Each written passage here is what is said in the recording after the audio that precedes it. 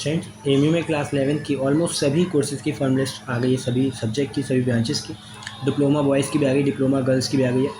Humanities और आपकी commerce की बॉयज़ की अभी तक लिस्ट नहीं आई है, ये जल्दी ही आपको वेबसाइट पे मिल जाएगी देखने के लिए, जल्दी ही इसको भी रिलीज़ कर दिया जाएगा। उसके साथ आर्ट्स और कॉमर्स गर्ल्स की भी आ गई है, साइंस बॉयज़ और साइंस गर्ल्स की भी आ गई है लिस्ट। तो जितने भी फ़ीस पेमेंट कर दिया है उसको आप फिज़िकल, सबसे पहले तो अगर आप साइंस से हैं या फिर आर्ट्स से हैं तो आपको सब्जेक्ट चॉइस करने के लिए ऑनलाइन ही लिंक मिल जाएगी, उसका भी नोटिस आएगा। जैसे ही नोटिस आएगा आपको इसी चैनल पर अपडेट कर देंगे। उसके बाद आपको क्लासेस करने जाना होगा ऑफलाइन, उसका भी अलग से नोटिस आएगा। और हॉस्टल अलॉटमेंट का भी नोटिस आपको आएगा, जो जैसे जैसे अपडेट मिलेगी आपको इसी चैनल पे अपडेट कर देंगे। तो आज की वीडियो में ये बताएंगे कि डिप्लोमा गर्ल्स में कितनी वेटिंग क्लियर हुई है फर्स्ट फॉर्म लिस्ट में और सेकंड फॉर्म लिस्ट में कितने चांसेस हैं। उसके बाद इसके बाद जो है धीरे धीरे करके सारे ही कोर्सेज़ की आपको वेटिंग बता देंगे one by one.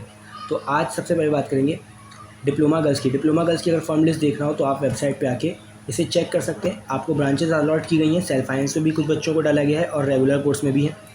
Self finance और जो रेगुलर है यानी जो विदाउट सेल्फ फाइनेंस है, क्लास सबकी साथ में रहेगी। सेल्फ फाइनेंस के स्टूडेंट्स को यहाँ पे हॉस्टल नहीं मिलेगा। जिसका भी रेगुलर में हुआ है उसको सरोजनी नायडू हॉल मिल जाएगा गर्ल्स में। तो जिसका भी सेल्फ फाइनेंस में हुआ है उसको एमयू की तरफ से हॉस्टल प्रोवाइड नहीं किया जाएगा। बाकी क्लासेस सेम रहेंगी। इंटरनल का आपको कोटा मिलेगा, इंटरनल माना जाएगा आपको, और कोई भी डिफरेंस नहीं है। बस आपको इसमें फ़ीस ज़्यादा है और आपको हॉस्टल नहीं मिलेगा।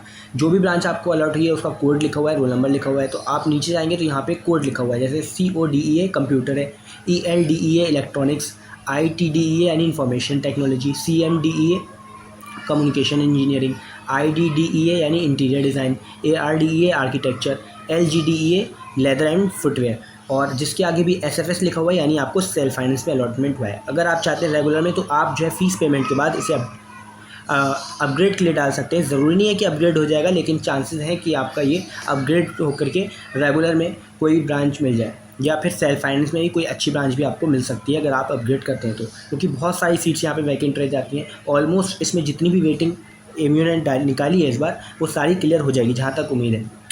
तो अब बात करते हैं कितनी वेटिंग क्लियर हुई है।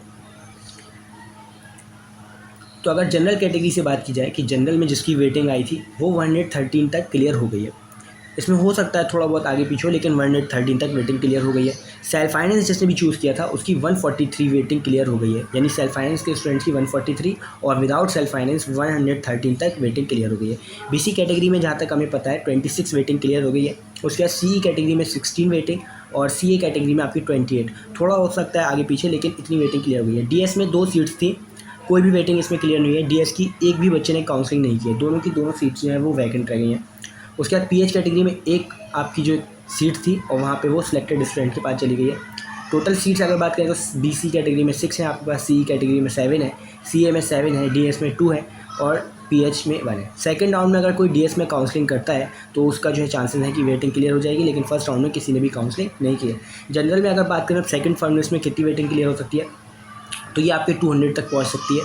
सेल्फ फाइनेंस में यही आपकी 250 तक वेटिंग क्लियर हो जाएगी सेकंड फॉर्म लिस्ट में जिसकी भी आ रही होगी, और ये 200 वेटिंग तक क्लियर हो जाएगी, क्योंकि फर्स्ट फॉर्म लिस्ट में बहुत बच्चे छोड़ देंगे। गर्ल्स में तो बहुत ज़्यादा वेटिंग क्लियर हो जाती है। BC कैटेगरी में ये आपकी 40 तक पहुंच सकती है सेकंड फॉर्म लिस्ट में।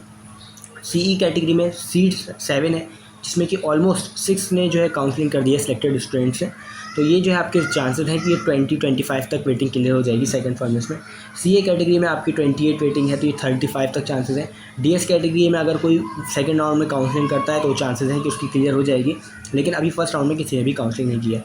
PH में मुश्किल है कि अब कोई वेटिंग क्लियर हो, एक सीट थी वो भी सिलेक्टेड वाले ने काउंसलिंग कर दिया है, तो इसकी कोई चांस नहीं लग रहा है। बाकी सेकंड फॉर्म लिस्ट में आपको बता दिया है। अब ऐसे ही साइंस, कॉमर्स, आर्ट्स सभी गर्ल्स एंड बॉयज़ की आपको इसी चैनल पे वीडियो मिल जाएगी कितनी वेटिंग क्लियर हुई है। फिलहाल जो ये डिप्लोमा गर्ल्स में है सब कुछ बता दिया आपको, फर्स्ट में कितनी क्लियर हुई है, सेकंड फॉर्म लिस्ट में कितनी क्लियर हुई है। फ़ीस पेमेंट में किसी को अगर प्रॉब्लम आ रही है तो वो कमेंट बॉक्स में बता सकता है या फिर इंस्टा पे भी मैसेज कर सकता है।